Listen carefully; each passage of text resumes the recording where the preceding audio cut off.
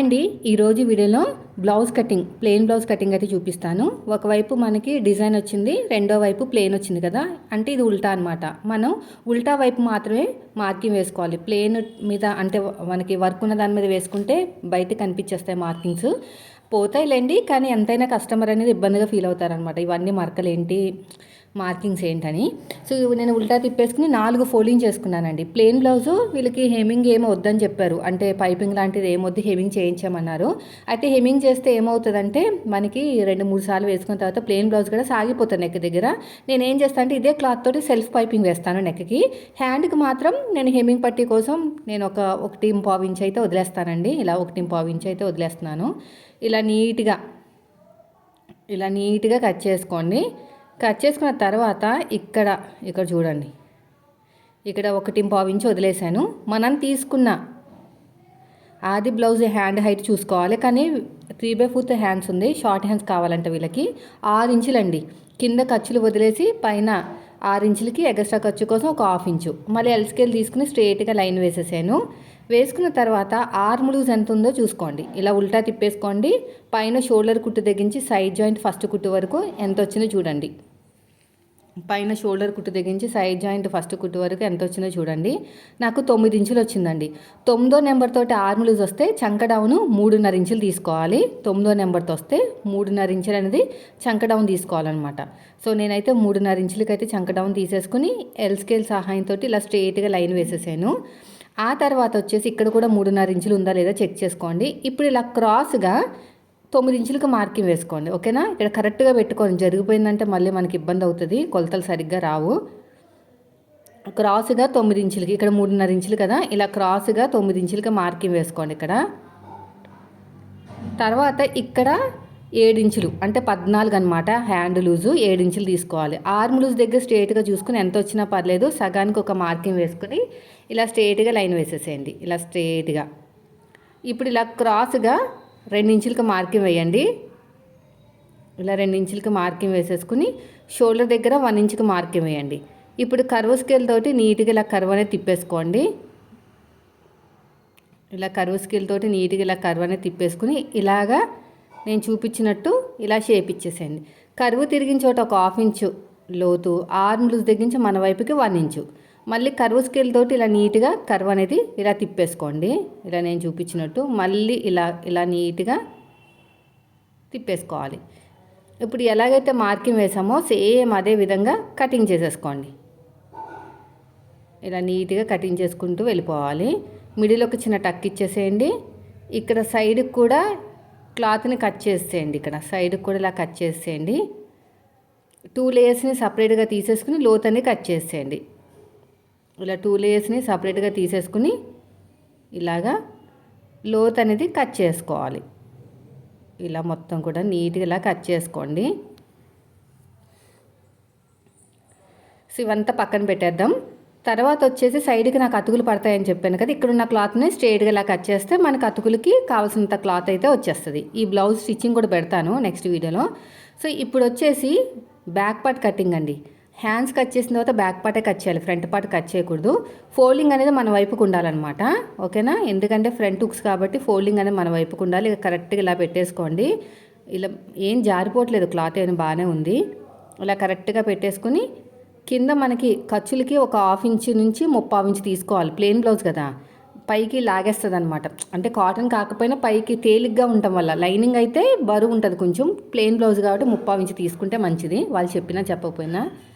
ఇప్పుడు చెస్ట్ వచ్చేసి 40 ఇంచులు, అంటే ఆర్మ్ లూజ్కి 1 ఇంచ్ కప్పితే చెస్ట్ అండి, 9 ఇంచులకి 1 ఇంచ్ కప్పితే 10 ఇంచులు వస్తుంది.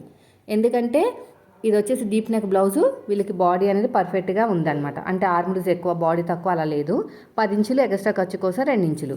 నేను బ్లౌజ్ హైట్ కింద ఖర్చులతో కలిపి, ఖర్చులు వదిలేసి పైన ఖర్చులతో కలిపి మార్కింగ్ వేసేసాను. 40 సైజ్ అంటే ఖచ్చితంగా 6 ఇంచులు ఉంటుందండి. మనకి ఫుల్ షోల్డర్ 6 ఇంచులు తీసేసుకోవచ్చు, చంక డౌన్ 6.5 ఇంచులు తీసుకోవచ్చు, అది బండ గుర్తు అనమాట, ఓకేనా. నెక్ డీపు కింద ఖర్చులు వదిలేసి పైన ఖర్చులతో కలిపి మార్కింగ్ వేసుకోండి. ఇక్కడ 10 ఇంచులకి చెస్ట్ లూజు, ఎక్స్ట్రా ఖర్చు కోసం 2 ఇంచులు. మళ్ళీ స్కేల్ తీసేసుకోండి. ఇలాగా స్కేల్ తీసేసుకుని స్ట్రేట్గా ఇలా లైన్ వేసేసేయండి. ఇక్కడ కూడా అంతే, ఇక్కడ కూడా స్ట్రేట్గా ఇలా లైన్ వేసేసేయండి. ఇప్పుడు నెక్స్ట్ వచ్చేసి 2.5 ఇంచులు నెక్ విడ్త్, కింద 3.5 ఇంచులు తీసుకోవాలి. అప్పుడు వీళ్ళకి బాడీకి తగ్గట్టు కరెక్ట్గా ఉంటుంది అనమాట. నెక్ దగ్గర 2.5 ఇంచులు తీసుకున్నాం కదా, పైన పక్కన ఒక పావు ఇంచు తీసుకోవాలి, కింద 3.5. ఇప్పుడు కర్వ్ స్కేల్ తోటి ఇలా నీట్గా కర్వ్ అనేది తిప్పేసేయండి. కర్వ్ అనేది తిప్పుకున్న తర్వాత ఇదిగోండి ఫుల్ షోల్డర్ 6 ఇంచులు తీసుకున్నాను, అందులో నెక్ కోసం 2.5 ఇంచులు. ఓకేనా. కొంచెం కిందకి కూడా 6 ఇంచులుగా మార్కింగ్ వేసుకుని చంక డౌన్ 6.5 ఇంచులు ఇవ్వండి. నేను ఫస్ట్ అయితే 6.5 ఇచ్చానండి. నేను 6.5 ఇచ్చాను. 6.5 ఇచ్చిన తర్వాత నాకు సరిపోలేదనమాట, మళ్ళీ డౌన్ తిప్పాను, చూపిస్తాను అది కూడా. ఇక్కడ కార్నర్ దగ్గర 1.5 ఇంచులకు మార్కింగ్ వేయండి. షోల్డర్ దగ్గర కావాల్సినంత ఖర్చు వదిలేయండి. కర్వ్ స్కేల్ తోటి ఇలా నీట్గా కర్వ్ అనేది తిప్పేసుకోండి. ఇలాగా షోల్డర్ దగ్గర కావాల్సినంత ఖర్చు వదిలేసుకుని గీత కింద నుంచి కొలుచుకోండి. మనకి కరెక్ట్గా వచ్చిందో లేదో తెలిసిపోతుంది. నాకు కొంచెం టైట్ వచ్చిందనమాట, కొంచెం కిందకి దింపితే మనకి సరిపోతుంది ఇలాగా. అంతే. అంటే మొత్తానికి 6.5 ఇంచులు వచ్చింది. నడుము లూజ్ వచ్చేసి ఇదిగోండి ఇప్పుడు కరెక్ట్గా సరిపోయింది. నడుము లూజ్ వచ్చేసి డాట్స్తో కలిపి 9.5 వచ్చిందండి. 9.5 డాట్స్తో కలిపి 1 ఇంచుకి డాట్ కలపాలి కదా, నడుములో 4వ భాగానికి 1 ఇంచు కలపాలి కదా, 9.5 వచ్చింది. సగానికి ఫోల్డ్ చేసుకుని ఒక మార్కింగ్ ఇచ్చాను. అటు ఒక 1/2 ఇంచు, ఇటు ఒక 1/2 ఇంచు డాట్ కోసం. హైట్ వచ్చేసి 4 ఇంచులు ఇచ్చాను. ఇప్పుడు ఎలాగైతే మార్కింగ్ వేసుకున్నామో సేమ్ అదే విధంగా కటింగ్ చేసుకుంటూ వెళ్ళిపోండి ఇలా నీట్గా. ఇక్కడ కూడా అంతే. ఇక్కడ ఆర్మ్ తిరిగిన చోట కూడా అంతే, ఇలాగా.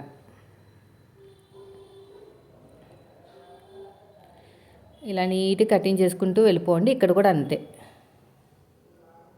అయిపోయిందండి బ్యాక్ పార్ట్ కటింగ్. ఇక చిన్న టక్ ఇచ్చేసుకోండి, ఇక్కడ కూడా చిన్న టక్ ఇచ్చేసుకోండి. ఇదే మార్కింగ్ అడుగు భాగంలో కూడా చేసుకోండి, ఇలాగా అడుగు భాగంలో చేసుకోండి. సో అయిపోయింది. ఇది కూడా దీన్ని తీసి పక్కన పెట్టేద్దాం. తర్వాత వచ్చేసి ఫ్రంట్ పార్ట్ అండి. ఫ్రంట్ పార్ట్ కోసం కోరాస్ మన వైపుకు ఉండాలన్నమాట. అంటే ఓపెన్స్ అనేవి మన వైపుకు ఉండాలి. ఫోల్డింగ్ అనేది మనకు ఆపోజిట్లో ఉండాలి. ఇప్పుడు చూడండి, ఫోల్డింగ్ అనేది మనకు ఆపోజిట్లో పెట్టేశాను. ఈ కోరాస్ అనేవి మన వైపుకు ఉన్నాయన్నమాట. ఇలా పెట్టేసుకోండి. ఇలా పెట్టేసుకుని కరెక్ట్గా ఇలా నీట్గా పెట్టేసుకుని క్రాస్ కటింగ్ కదా, క్రాస్గా వేసేసుకోండి.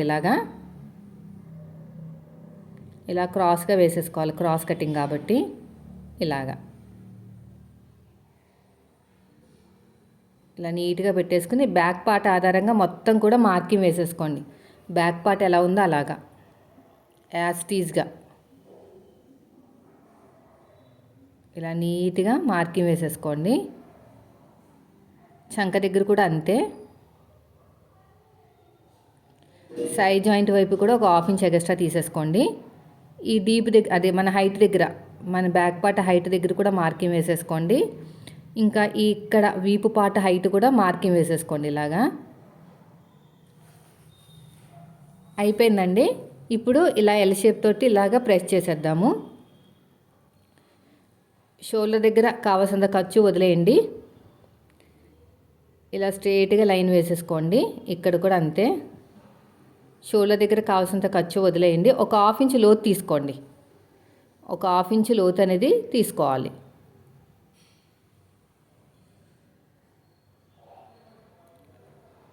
తర్వాత వచ్చేసి ఫ్రంట్ పార్ట్ హైట్ పైన షోల్డర్ కుట్టు తగ్గించి కింద ఖర్చులతో కలిపి నాకు ఎంత వచ్చిందంటే 12 ఇంచులు వచ్చింది. పైన షోల్డర్ దగ్గర కావాల్సినంత ఖర్చు వదిలేసుకుని 12 ఇంచులకు మార్కింగ్ వేసుకున్నాను. ఎల్ స్కేల్ తీసుకోండి. ఇలాగా ఎల్ స్కేల్ తీసుకుని స్ట్రైట్గా ఇలా లైన్ వేసేసేయండి. బ్యాక్ పార్ట్కి ఫ్రంట్ పార్ట్కి మధ్యన డిఫరెన్స్ చూసారా, 3 ఇంచుల దాకా వచ్చింది. ఎందుకో తెలుసా, వీళ్ళకి ఫ్రంట్ అనేది తక్కువ ఉందన్నమాట బ్యాక్ కన్నా. అంతేగాని మీరు బ్యాక్ పార్ట్ ఆధారంగా 2 ఇంచులు ఫోల్డ్ చేసి కటింగ్ చేయకూడదు. నెక్స్ట్ వచ్చేసి ఫ్రంట్ హుక్స్ అండి. ఇలా హుక్స్ పెట్టేసుకోండి. హుక్స్ పెట్టేసుకుని అడ్డంగా ఒక స్కేల్ పెట్టేసేయండి. ఇలా హుక్స్ పెట్టేసుకుని ఇలా మొత్తం కూడా హుక్స్ పెట్టేసుకుని అడ్డంగా ఒక స్కేల్ పెట్టేసుకోవాలి. ఇక్కడ చూసారు కదా, నాకైతే పావు తక్కువ 7 ఇంచులు వచ్చింది.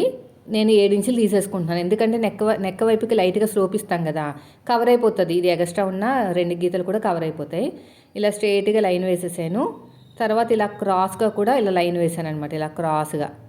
ఇప్పుడు కర్వ్ స్కేల్ తీసుకుని ఇలా నీట్గా కర్వ్ అనేది తిప్పేసుకోండి. ఇలాగ చక్కగా ఈ కింద నుంచి ఒక 2.5 ఇంచులకు మార్కింగ్ వేసుకోవాలి. ఎందుకంటే షేప్ బెల్ట్ 2.5 ఇంచులే ఉండాలి. ఇప్పుడు మనం తీసుకున్న ఆది బ్లౌజ్ ఉంటుంది కదా, ఉక్స్ పట్టి కాజా పట్టి హైట్ నెక్ దగ్గర నుంచి పట్టేసుకుని కింద నుంచి 2 ఉక్స్కి మార్కింగ్ వేయండి. మన వైపు నుంచి 2.5 ఇంచులు, డాట్కి మధ్యన గ్యాప్ 1 ఇంచు. ఆది బ్లౌజ్లో అలాగే ఉంది. డాట్ హైట్ ఖర్చులతో కలిపి కింద షేప్ బెల్ట్కి జాయిన్ చేయాలి కదా, ఖర్చులు కావాలి కదా, ఖర్చులతో కలిపి మార్కింగ్ వేయండి. ఇలా షేప్ ఇచ్చేసేయండి. నెక్ దగ్గర ఒక 1/2 ఇంచ్ వదిలేసుకుని ఈ రెండింటి మధ్యలో ఒక మార్కింగ్, ఈ రెండింటిని బ్యాలెన్స్ చేస్తూ 3వ డాట్ ఇక్కడ ఇలా క్రాస్గా వేయండి, సరిపోతుంది. అంతే. చూసారా ఎంత సింపుల్గా అయిపోయిందో. ఇప్పుడు ఎలాగైతే మార్కింగ్ వేసామో సేమ్ అదే విధంగా కటింగ్ చేసుకుంటూ వెళ్ళాలి. చంక దగ్గర కానీ, అదేవిధంగా నెక్ దగ్గర కానీ, ప్రతి చోట కూడా ఇలా నీట్గా కటింగ్ చేసుకుంటూ వెళ్ళిపోవాలి. ఇక్కడ కూడా అంతేనండి. ఇక్కడ కూడా అంతే. ఇలా కరెక్ట్గా కట్ చేసేయండి. సైడ్ జాయింట్ వైపు కూడా అంతే. టక్స్ ఇచ్చేసేయండి. ఎక్కడికక్కడ టక్స్ ఇచ్చేసుకుని నీట్గా అడుగు భాగంలో కూడా ఒక మార్కింగ్ అయితే వేసేసుకోండి. ఇక్కడ అడుగు భాగంలో ఒక మార్కింగ్ వేయండి. ఇక్కడ కూడా అంతే. సైడ్ జాయింట్ వైపుకి ఎక్స్ట్రా ఉన్న క్లాత్ని కట్ చేసేయండి. ఇలా సైడ్ జాయింట్ వైపుకి ఇక్కడ ఇలా నీట్గా కట్ చేసేయండి. సో దీన్ని కూడా తీసి పక్కన పెట్టేద్దాం. ఇప్పుడు బ్యాక్ పార్ట్ మీద ఫ్రంట్ పార్ట్ పెట్టుకుని సైడ్ జాయింట్ వైపుకి ఎంత వచ్చిందో చెక్ చేసుకుంటే మనకి షేప్ బెల్ట్ అనేది కరెక్ట్గా వస్తుంది అనమాట. ఇలా పెట్టేసుకుని ఒక 1/4 ఇంచ్ టేప్ని పైకి వదిలేయండి. ఒక 1/4 ఇంచు టేప్ని పైకి వదిలేస్తే మనకి 2.5 ఇంచులు అయితే వస్తుంది. అంటే 2.5 కన్నా కొంచెం ఎక్కువే వచ్చిందండి. 2.7 అలా వచ్చిందనమాట. సో మన దగ్గర ఈ క్లాత్ ఉంది అంటే మన మెథడ్లో కట్ చేస్తే బ్లౌజు ఇలాంటి పీసులు అనేవి మిగులుతాయి అన్నమాట. ఈ కూర ఉన్న క్లాత్ నీట్గా కట్ చేసుకోవాలి. ఇలా కూర ఉన్న క్లాత్ నీట్గా కట్ చేసుకుంటూ వెళ్ళిపోవాలి. పొడుగు వచ్చేసి 10.5 ఇంచులండి. పొడుగు వచ్చేసి 10.5 ఇంచులు. ఇలా కరెక్ట్గా పెట్టేసుకోండి. ఇలా స్కేల్ తోటి లైన్ వేసేసేయండి. ఇలా స్కేల్తో లైన్ వేసుకుని ఎగస్ట్రా ఉన్న క్లాత్ నీట్గా కట్ చేసేయండి. పొడుగు వచ్చేసి 10.5.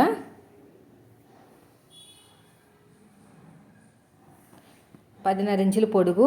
సైడ్ జాయింట్ వైపుకి 2.7 పాతకు 3 ఇంచులు. ఇక్కడ ఉక్సు పట్టి వైపుకి 3.5 నేను చెక్ చేసుకున్నాను. ఇక్కడేమో 2.5 మెయిన్ డాట్ దగ్గర. ఎలా తెలుస్తుందంటే మనం తీసుకున్న ఆది బ్లౌజ్ ఉంటుంది కదా, ఒక 1/2 ఇంచ్ టేప్ను పైకి వదిలేయండి షేప్ బెల్ట్ దగ్గర. అప్పుడు మీకు కింద పైన ఖర్చులతో కలిపి వచ్చేస్తుంది అనమాట. సో ఇది కూడా అయిపోయింది చక్కగా. ఇంకొక లేయర్ అయితే నా దగ్గర క్లాత్ లేదు, వేరే క్లాత్ తోటి అయితే వేస్తాను. ఇది వచ్చేసి క్రాస్ కట్టి, అది మనకి పట్టీ కావాలి కదా మెడపట్టి, అందుకని మెడపట్టి కోసం సెల్ఫ్ పైపింగ్ వేస్తున్నాను కాబట్టి ఇదే క్లాత్ తోటి పైపింగ్ వేసేస్తాను. ఇలా క్రాస్గా పెట్టేసుకుని కట్ చేసేయండి. ఇక్కడ కూడా అంతేనండి. ఇలా ఎక్స్ట్రా ఉన్న క్లాత్ని 1.5 ఇంచు వెడల్పుతోటి కట్ చేసేయండి. ఇక్కడ కూడా అంతే. ఇలా క్రాస్గా కట్ చేసేయండి. ఇలా నేను చూపించినట్టు ఇలా నీట్గా క్రాస్గా కట్ చేసుకుంటే మనకి పట్టీ మెడ దగ్గర పట్టీ అనేది స్టిచ్ చేసుకోవచ్చు అనమాట. అంతేనండి. చూసారు ఎంత సింపుల్గా అయిపోయిందో. వీడియో నచ్చితే లైక్ చేయండి. Thank you for watching.